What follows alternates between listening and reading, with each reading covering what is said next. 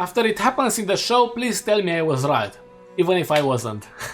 So I believe Sevika is going to meet a character who was present in the very first trailer for Arcane, and based on that trailer it seems like the character would have some important scenes, but none of those scenes are present in the final product. However, the character wasn't deleted. You can still see him in the background of one of the scenes, where Sevika argues with Vendor on what they are supposed to do with the Enforcer situation. The thing is, this character's name in the community is the tall head guy, and a long time ago I made a theory video where I thought he would be the one to take control of Zone after Silco's death, and that's based on two ideas, or two arguments. First of all, Finn mentions to Sevika that there is bigger fish than Silco.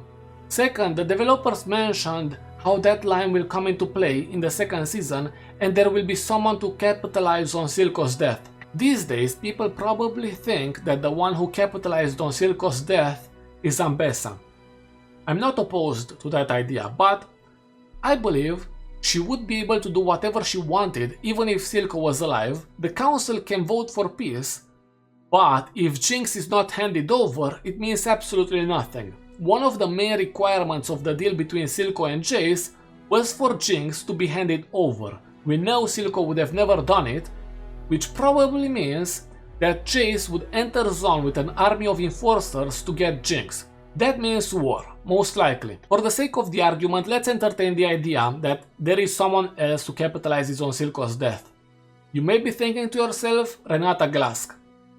That's an important character, I agree with you, and I'm again not opposed to the idea of introducing Renata Glask because I believe this is only the first batch of Camp Barons. There will definitely be multiple other Camp Barons, and Sevika could be part of the next list of Camp Barons together with a tall head guy and maybe Renata Glask, but as of right now Renata Glask is not a big player in Zone, I believe, or if she is a big player then it means she already established the Glask Industries, but there is no mention of the Glask Industries, and when the Glask Industries is created, she thinks of controlling the Sungate because she believes the one who controls the Sungate controls the trade, but the Sungate is not the main trading source, it's the Hex Gates.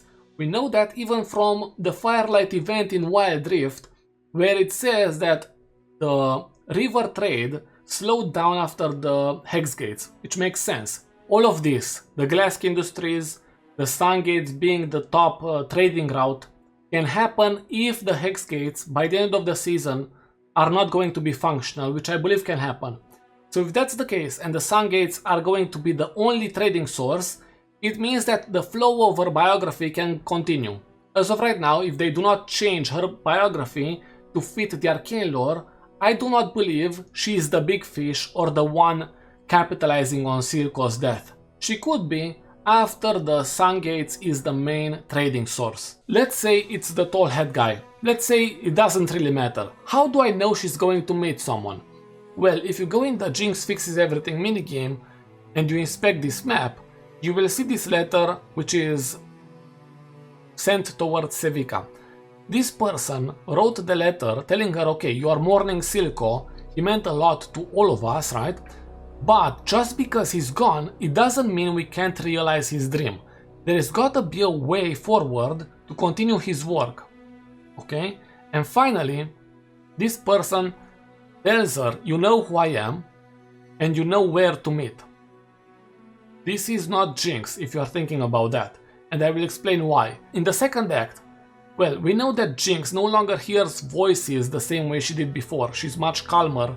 She doesn't have the same direction. She can finally do and choose whatever she wants. And because of that, she goes back to Silco's place and talks to his chair. This person doesn't need a direction or being told what to do.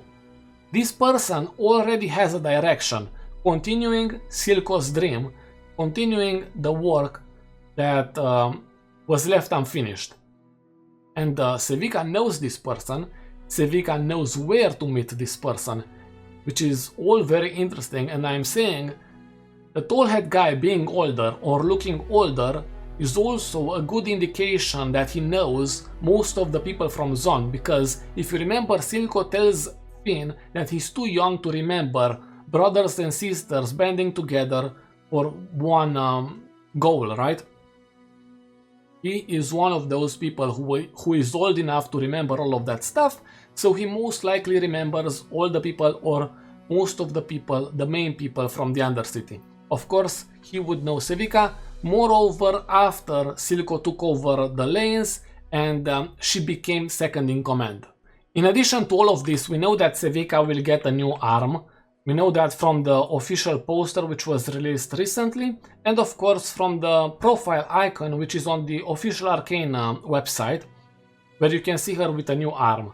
I have seen a theory in the comment section of my previous video where I talk about the poster, mentioning that it's probably Echo, the person who made that arm, right? And it's a nice theory, I like it, but at the same time, if it wasn't for Jinx's logo on that arm, which you can see clearly, I would not believe it.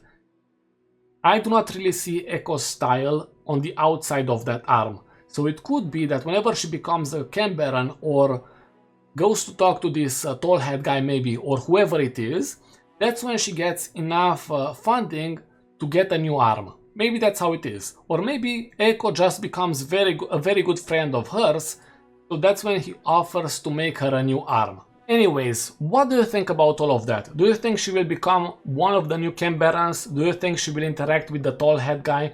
Do you think it's going to be someone else? Or do you think she's going to simply die in the second season?